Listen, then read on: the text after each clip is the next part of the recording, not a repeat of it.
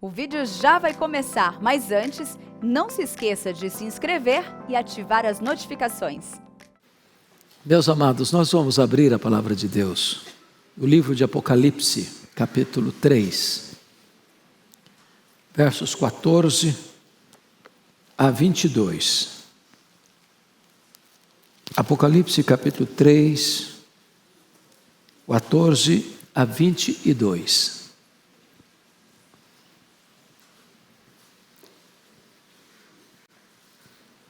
Carta à igreja em Laodiceia. Ao anjo da igreja em Laodiceia escreve: estas coisas diz o Amém, a testemunha fiel e verdadeira, o princípio da criação de Deus. Conheço as tuas obras, que nem és frio nem quente. Quem dera fosses frio ou quente. Assim, porque és morno e nem és quente nem frio, estou a ponto de vomitar-te da minha boca. Pois dizes, estou rico e abastado, e não preciso de coisa alguma. E nem sabes que tu és infeliz, sim, miserável, pobre, cego e nu. Aconselho-te que de mim compres ouro refinado pelo fogo, para te enriqueceres, vestiduras brancas para te vestires, a fim de que não seja manifesta a vergonha da tua nudez, e colírio para ungir os teus olhos, a fim de que vejas. Eu repreendo e disciplino a quantos amo. Sê, pois, zeloso e arrepende-te. Eis que estou à porta e bato. Se alguém ouvir a minha voz e abrir a porta, entrarei em sua casa e cearei com ele, e ele comigo. Ao vencedor, dar-lhe-ei sentar-se comigo no meu trono. Assim como também eu venci, me sentei com meu Pai no seu trono. Quem tem ouvidos, ouça o que o Espírito diz às igrejas. Amém. Meus amados, João escreveu este livro, que é o último livro da Bíblia, o livro de Apocalipse, de uma ilha vulcânica, de uma colônia penal, a ilha de Patmos.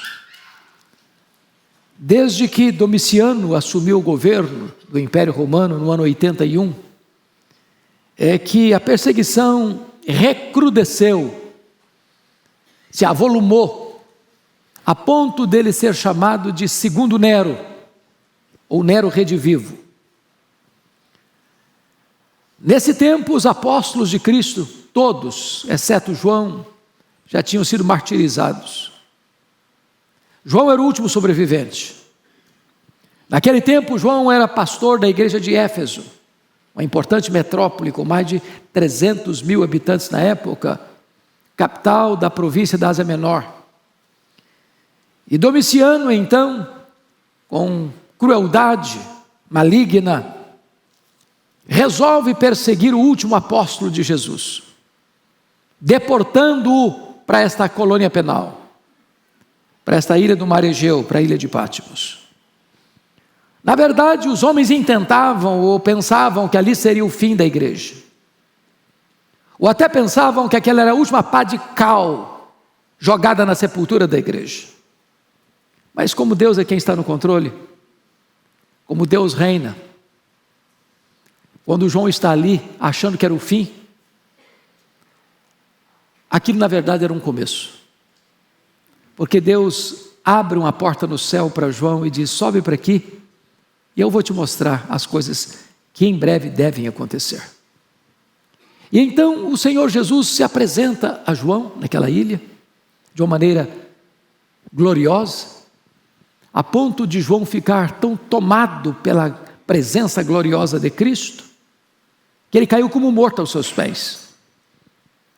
E diz a Escritura que o Senhor Jesus põe a mão direita sobre ele e diz: João, não precisa ter medo não, eu sou o primeiro, eu sou o último. Eu estive morto, mas eu estou vivo pelos séculos dos séculos, e eu tenho as chaves da morte e do inferno. E Jesus dá uma ordem a João para escrever num livro e mandar às 7 igrejas. E dentre essas 7 igrejas, Laodiceia era uma delas. A última carta foi endereçada a Laodiceia. A igreja de Éfeso, de Esmirna, de Pérgamo, de Tiatira, de Sardes, de Filadélfia. E agora, encerrando esse ciclo de 7 igrejas, a igreja de Laodiceia. Jesus já tinha feito elogios à igreja mais pobre, a igreja de Esmirna. Jesus já tinha elogiado a igreja de Filadélfia, a igreja mais fraca. Jesus já tinha elogiado e censurado as demais igrejas, como Éfeso, como Pérgamo, como Tiatira, como Sardes. Mas agora, para esta igreja, a igreja mais rica, a igreja mais próspera, Jesus não tem sequer uma palavra de elogio a fazer. E eu gostaria que hoje você substituísse a palavra carta à igreja de Laodiceia e colocasse aqui o seu nome. Porque às vezes nós pensamos no conjunto, no coletivo, e perdemos a essência do que Deus está falando. O que é a igreja, senão a somatória de todos nós? Quem é a igreja? Sou eu. É você. Então eu queria agora que você parasse um pouquinho e pensasse, esta mensagem que foi enviada à igreja de Laodiceia, é a mensagem que o Senhor Jesus, que está presente aqui, Ele está aqui. Ele está andando no meio dos candeeiros. É a mensagem que Ele está mandando para você. É com você que eu estou falando, da parte de Jesus. E eu quero destacar nesta carta 7 verdades que estão aqui, e quero pontuar e ressaltar. A primeira coisa dessa carta é a apresentação de Jesus. Quem Ele é? Aquele que está aqui hoje, aqui em nosso meio, quem Ele é? Versículo 14 responde: ao anjo da igreja em Laodiceia escreve: estas coisas diz o Amém, a testemunha fiel e verdadeira, o princípio da criação de Deus. Este que está aqui falando com você é digno de inteira confiança. Ele é o Amém. O que Ele fala precisa ser acatado. Ele é a testemunha fiel e verdadeira, porque Ele fala e cumpre o que fala. Ele faz e ninguém pode impedir sua mão de fazê-lo. Ele é o princípio da criação de Deus, no sentido de que Ele é o agente da criação. Ele é o Todo-Poderoso que chamou à existência as coisas que não existiam. E eu quero dizer para você que não importa o diagnóstico que você tem hoje do seu coração, para Ele não tem impossíveis. Ele pode fazer um grande milagre na sua vida hoje, Ele pode fazer uma grande transformação na sua história hoje, Ele pode o impossível realizar hoje na sua história, na sua vida, na sua casa, na sua família. Essa é a apresentação dele a você hoje. Segunda coisa que merece destaque é o conhecimento que ele tem a seu respeito, a meu respeito. Olha comigo o verso de número 15. Conheça as tuas obras, que nem és frio nem quente. Quem dera fosses frio ou quente. A primeira coisa que ele está dizendo aqui é que ele sabe não só quem nós somos, mas Ele sabe o que nós estamos fazendo. Aquilo que está público, aquilo que é secreto. Aquilo que os olhos humanos enxergam e aquilo que nós fechamos a porta do quarto para ninguém ver.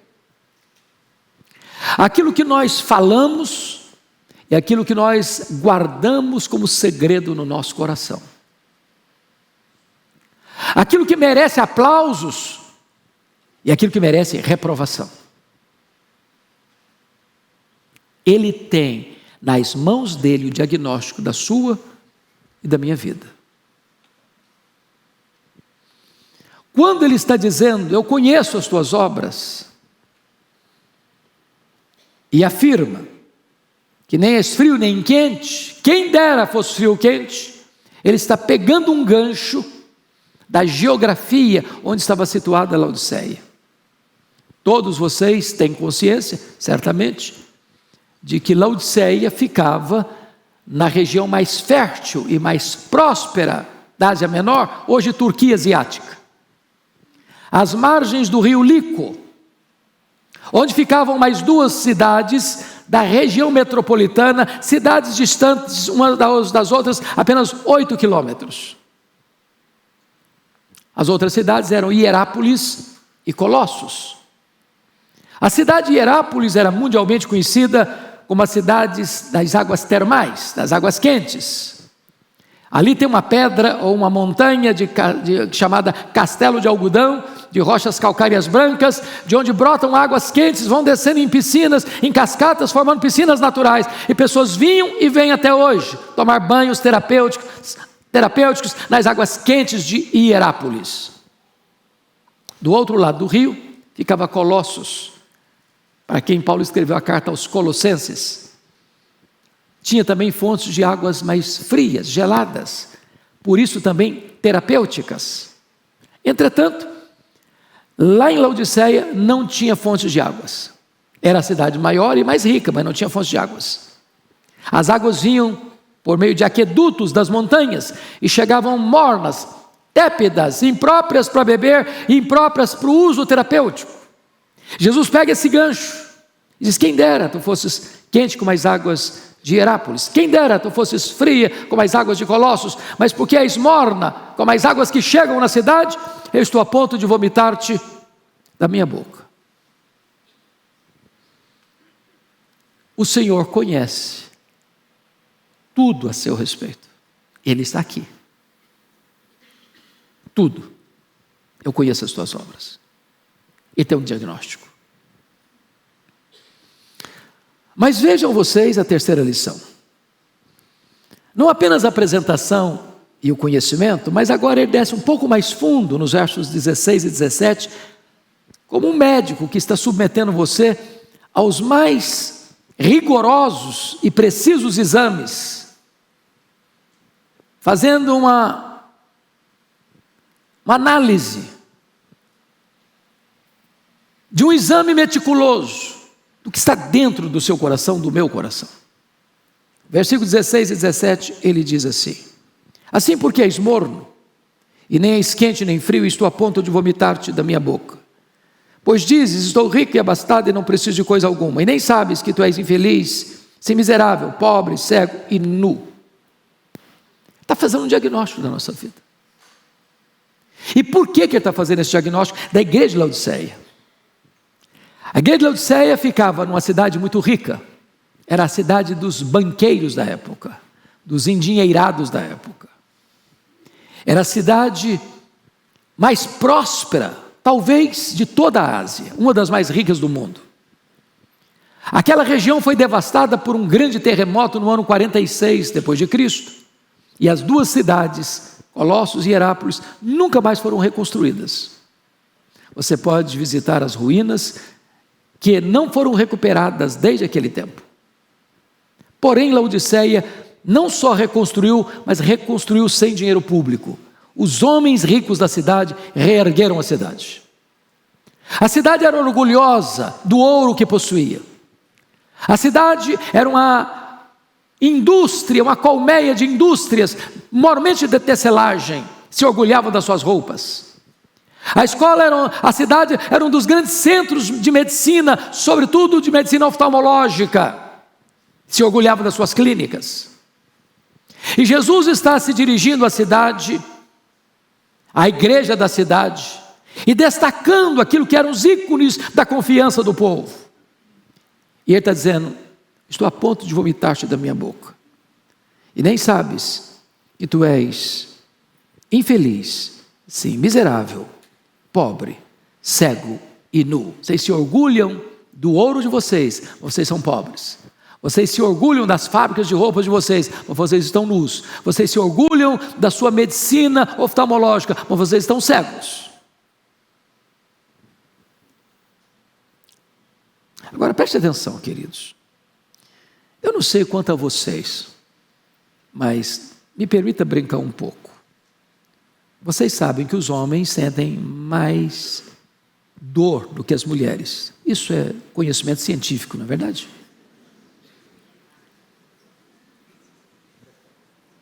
A dor está vindo lá na esquina, o homem já está gemendo. Mas pior do que a dor é a náusea. Náusea é uma coisa insuportável. Se você está em pé, é ruim. Se você senta, piora. Se você deita, então complica demais. A figura que Jesus está usando, em virtude do conhecimento que tem da nossa vida, é chocante. Ele está olhando para você, para mim, e pode estar dizendo assim: eu estou sentindo náuseas. Mas o que me choca é que se você lê as cartas, você vai ver que Jesus destaca graves problemas nas demais igrejas, como por exemplo, problemas doutrinários, falsos apóstolos, falsos mestres, doutrina de Balaão, doutrina de Nicolaitas, profetiza Jezabel, igrejas que estavam se perdendo doutrinariamente, estavam entrando nas avenidas largas do liberalismo, diríamos hoje. Se você ler as cartas, você vai ver que Jesus traz denúncias de problemas morais gravíssimos, de gente que estava cedendo à doutrina de Balaão, dos Nicolaitas, que induziam o povo a uma vida de imoralidade. Se você ler as cartas, você notará que Jesus tem denúncias, por exemplo, de problemas de pobreza material, como a igreja de Esmirna, que era pobre, muito pobre. Se você ler as cartas, você notará que Jesus faz denúncias de perseguição, ora religiosa, ora política, como tinha na igreja de Éfeso, na igreja de Pérgamo, a ponto do pastor da igreja de Pérgamo ser martirizado dentro de um boi de bronze encandecido. Mas para esta igreja, não tem nenhuma denúncia de Jesus. Tem problema nessa igreja. Essa igreja não tem problema de falsos mestres. A igreja é ortodoxa. Essa igreja não tem escândalos. Essa igreja é ética. Essa igreja não tem problema de pobreza. Ela é rica e muito rica. Essa igreja está em paz num tempo de perseguição. Aliás, essa igreja só tem coisa boa aos olhos dela mesma. Estou rica, abastada, preciso de nada, estamos bem na fita. Então, nesse diagnóstico que Jesus está fazendo do meu coração hoje e do seu, o que Jesus está vendo em nós que gera esse desconforto nele? E aqui, irmãos, eu queria muito que você refletisse. O que Jesus está olhando para a nossa vida? O que ele está vendo? Nós somos crentes. Nós pertencemos à igreja, nós somos igreja. Somos ovelhas. Somos o rebanho, somos a família dele. Somos o templo da morada dele, do Espírito Santo. Mas ele está olhando para aquela igreja tão boa, se sentia tão bem com ela mesma, com um bom testemunho na rua, e está dizendo o seguinte: olha, eu estou identificando uma coisa aí que me traz muito desconforto. Sabe o que significa isso? Mornidão, falta de entusiasmo, falta de fervor, falta de um coração quebrantado, falta de brilho nos olhos. Porque de repente, a gente começa a achar que é isso só. Vou na igreja todo domingo, sou aluno da escola dominical, sou dizimista. Eu subscrevo, os presbiterianos, a confissão de fé de Westminster. Teologicamente, está tudo certinho. Vou à igreja com frequência. Minha vida está certa. Eu sou uma pessoa que tem um bom testemunho lá dentro do meu trabalho. Lá na minha escola eu sou referência de aluno, de professor. Lá na minha empresa, as pessoas olham para mim e olham para mim como um modelo. Tudo isso é verdade. A igreja de Laodiceia estava bem na fita aos olhos dela, aos olhos da sociedade. Aquilo que o homem podia ver estava tudo certinho, tudo certinho, tudo certinho. Mas só Jesus pode dizer: eu conheço, eu conheço, eu conheço. E o que é que Ele está vendo no seu coração hoje? Nada perturba mais o coração de Jesus do que falta de fervor espiritual, de vibração com as coisas de Deus, brilho nos olhos, sede de Deus, fome da palavra, anseio pela presença manifesta de Deus, desejo de um poderoso reavivamento que venha mexer com as nossas estruturas e restaurar a nossa sorte. Bom, a quarta verdade que esse texto apresenta: primeiro é a apresentação, segundo o conhecimento, terceiro diagnóstico, agora vem o conselho dele. O conselho dele não só para aquela igreja lá de Laodiceia, não. Conselho para você, bota o seu nome aqui. Qual o conselho que Jesus tem para você hoje aqui? Versículo 18, confira comigo. Aconselho-te que de mim compres ouro refinado pelo fogo para te enriqueceres, vestiduras brancas para te vestires, a fim de que não seja manifesta a vergonha da tua nudez, e colírio para ungir os teus olhos, a fim de que vejas. O segredo desse texto é esse aqui: aconselho-te que tu compres de mim. De mim.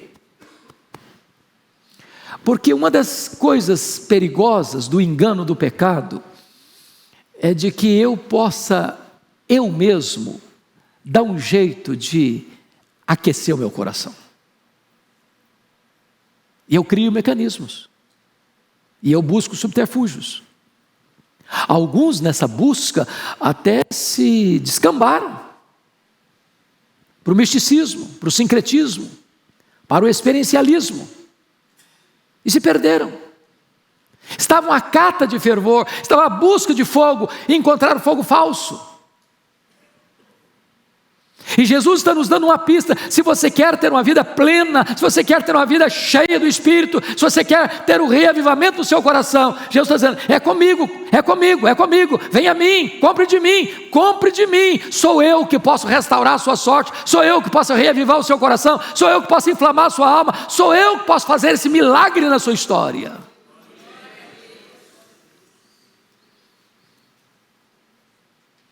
Quinto lugar. Primeiro, apresentação. Segundo, conhecimento. Terceiro, diagnóstico. Quarto, conselho. Quinto, apelo. Confira comigo aí, por gentileza, o verso 19. Ele diz assim: eu repreendo e disciplino a quantos amo, sê pois zeloso e arrepende-te. Aqui tem uma declaração, aqui tem uma ordem. Qual a declaração? Eu repreendo e disciplino a quantos amo. Qual é a ordem? Sê pois zeloso e arrepende-te. Agora vamos parar um pouquinho.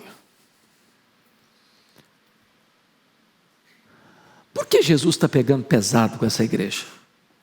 Porque está pegando pesado, tá não? Não é constrangedor até ler esse texto? Mais constrangedor, pasmem vocês, é pregar sobre esse texto. Não pensem vocês que eu me sinto confortável em pregar esse sermão. Eu me sinto até constrangido. A linguagem não é boa, sobretudo antes do almoço. Mas por que Jesus está nos confrontando com tanta contundência? É porque Ele está dizendo assim: eu amo você. Eu não desisto de você. Eu não abro mão de você. Eu não fui para a cruz para morrer em favor de alguém, para gerar um crente morno, apático, insosso, sem entusiasmo.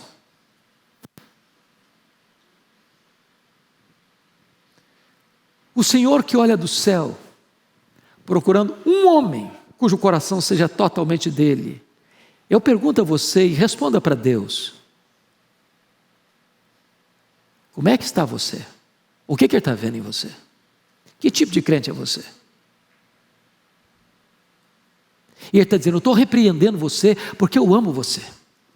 Eu não desisto de ter você uma pessoa cheia do Espírito Santo.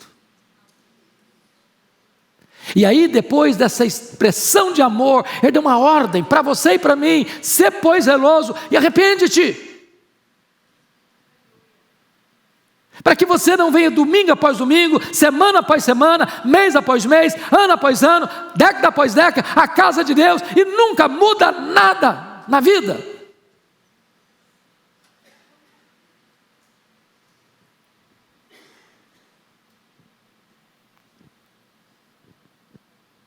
Sexta verdade desse texto. Primeiro, apresentação. Segundo, conhecimento. Terceiro, diagnóstico. Quarto, conselho. Quinto, apelo. Sexto, visita.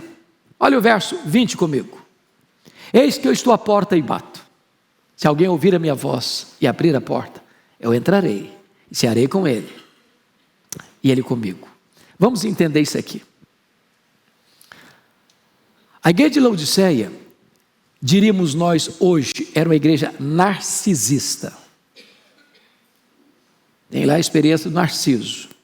Chega numa poça d'água, noite clara, luar lindo, ele olha e vê a sua imagem refletida e diz: que pessoa linda! Ficou apaixonado por ele mesmo. Por isso nós usamos o termo de narcisista. Narcisista é aquela pessoa que está apaixonada por ela mesma. Ela bate palmas para ela mesma. Ela está encantada com ela mesma. Ela chega diante do espelho e faz um solo. Quão grande és tu? A igreja de Laodiceia é assim. Estou rica, estou abastada. Não preciso de nada, somos uma igreja maravilhosa. Tudo girava em torno dela. Dela, por meio dela e para ela. Cantava para ela, pregava para ela, ofertava para ela, tudo era para ela. E onde está Jesus? Sabe onde está Jesus? Do lado de fora. Já imaginaram essa possibilidade? Agora, não estou falando da comunidade, estou falando de você, estou falando de mim.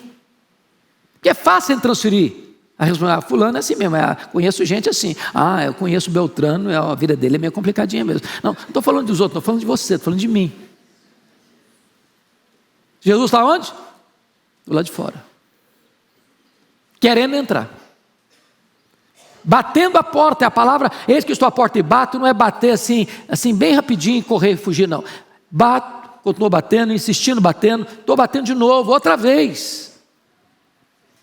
Quantas vezes o Senhor já chamou você para entrar no seu quarto, fechar a porta e cair de joelhos? Quantas vezes? Quantas mensagens você já ouviu chamando você para a consagração? Quantas vezes? Quantas vezes em lágrimas você já se arrependeu, confessou seus pecados e voltou lá de novo, tudo outra vez, mudou tudo de novo, não valeu nada.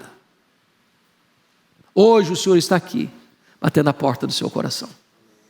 Eu quero entrar, eu quero cear com você, eu quero que você ceie comigo, quero ter comunhão com você, quero ter intimidade com você, quero que você seja bem pertinho de mim, eu quero que você entenda quão grande eu sou, quão maravilhoso eu sou, o que eu tenho para oferecer para você. Eu quero chamar você para o meu banquete particular, eu quero entrar na sua história, na sua vida, na sua intimidade. Eu estou querendo isso e Jesus está propondo isso nesta manhã para você e para mim.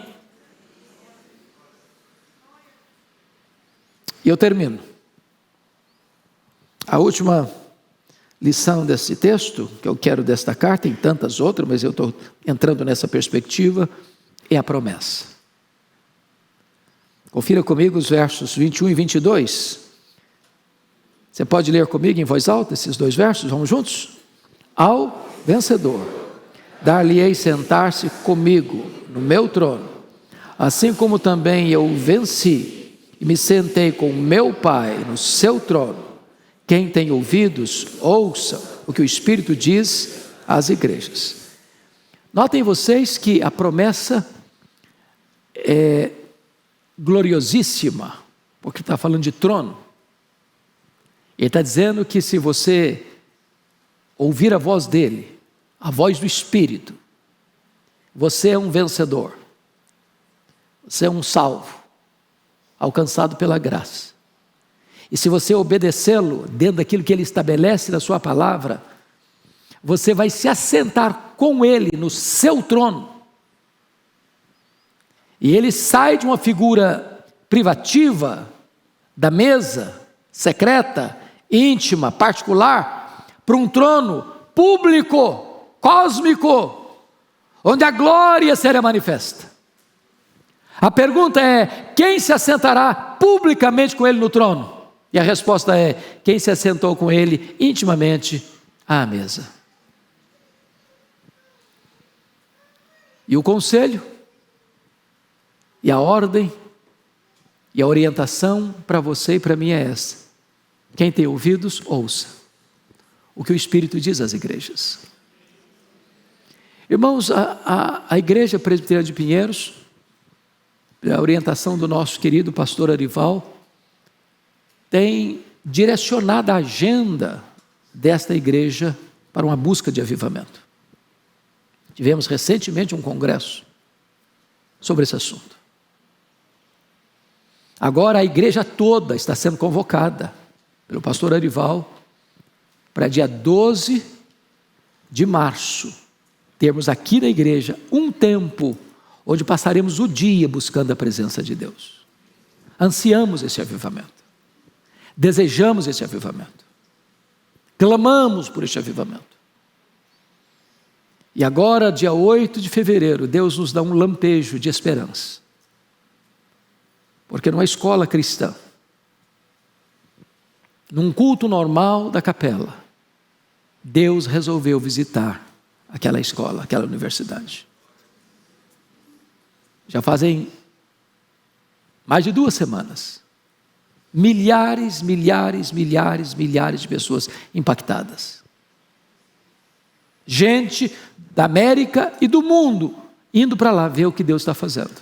E quem tem ido, tem saído profundamente impactado. Nenhum planejamento, nenhuma coisa pré-agendada, nenhum estrelismo, nenhum holofote humano. E nós ansiamos ardentemente que esse mesmo vento do Espírito sopre sobre nós. Que esta visitação de Deus venha sobre nós. E que a nossa vida e a nossa igreja seja uma igreja fervorosa, cheia do Espírito Santo de Deus, para impactar São Paulo, o Brasil e o mundo. Quem tem ouvidos, ouça o que o Espírito diz às igrejas. Amém.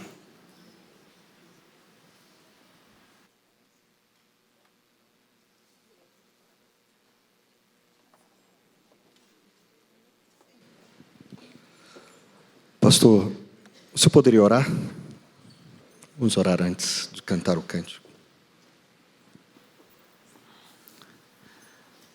Vamos ficar em pé, queridos, para cantar? Marca aqui o teu microfone.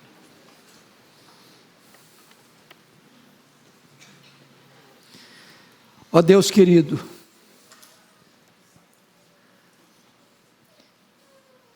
Tu sabes a necessidade que eu tenho, que cada irmão e irmã aqui tem, desta visitação poderosa do Teu Espírito.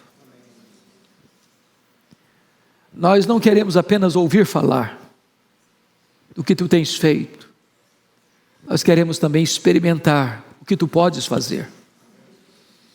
Então, Deus, por amor do Teu nome, venha sobre nós com a Tua graça, trazendo arrependimento, quebrantamento,